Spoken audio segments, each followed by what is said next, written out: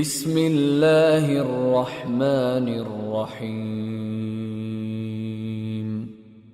ألف لام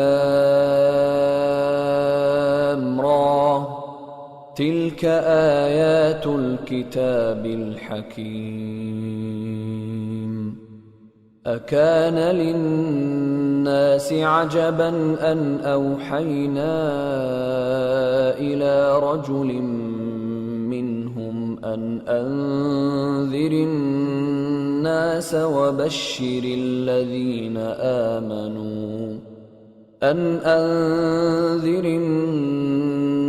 وبشر الذين آمنوا